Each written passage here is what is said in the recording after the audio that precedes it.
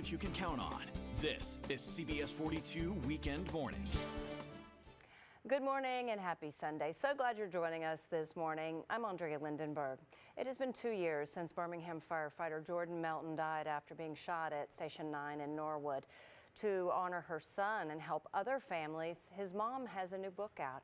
Dr. Rochelle Gaston Malone is here with us this morning to talk about embracing her new normal. It's always a pleasure to talk with you. Thank you for being here this morning. Thank you for having me. When Jordan told you he was going to be a firefighter, he became a firefighter, he knew it was a dangerous job. You knew, firefighter families know it's a dangerous job, but this is not something that you plan on when your loved one goes to the fire station.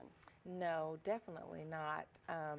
My concerns were dealing with smoke inhalation, illnesses that might come from that, inhaling that for a long period, longevity, roofs collapsing, House fire, the floor, fires, right. the floor, things of that nature, or maybe even coming in contact with someone irate if they're called on an emergency call or have an irate person to deal with, maybe injuries from that, but never in my wildest imagination that I would think that he would be shot while at work.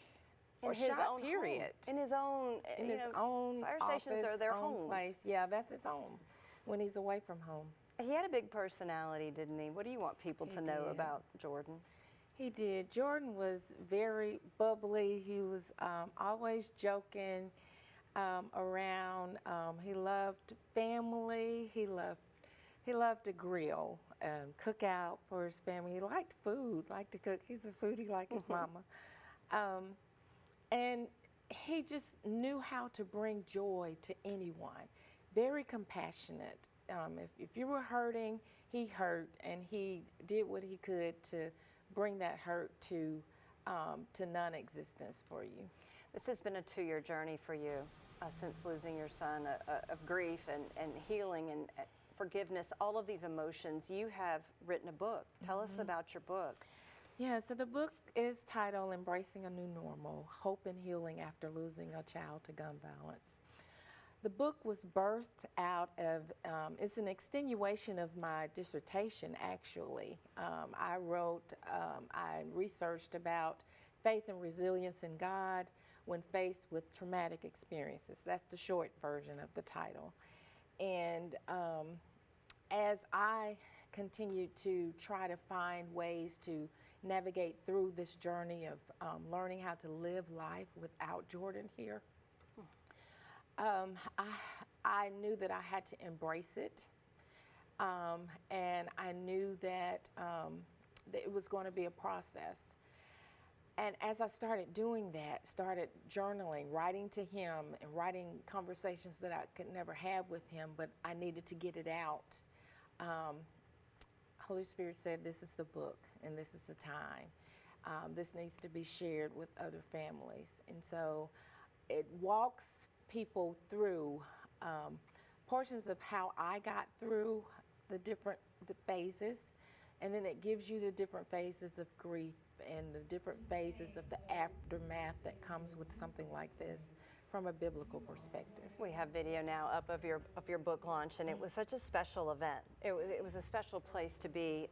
You also recognized other families who were there in the audience who had lost loved ones, children, to gun violence, and I feel like this book, it is a handbook on one person's grief process and maybe things to expect. We're all going to go through these moments.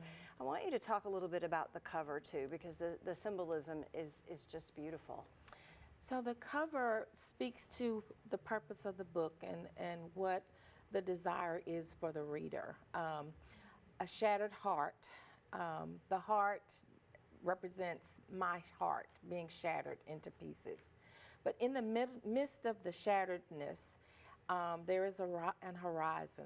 The yellow that you see, that's the horizon that comes with the hope as you heal. The blue is color that represents healing that takes place as you embrace the hope. And Jordan is there. He's always with me. Even though he's not here, he's there. And me, I'm sitting in the middle of that. And this picture is to depict confidence. being confident even in the middle of the shatteredness and the brokenness.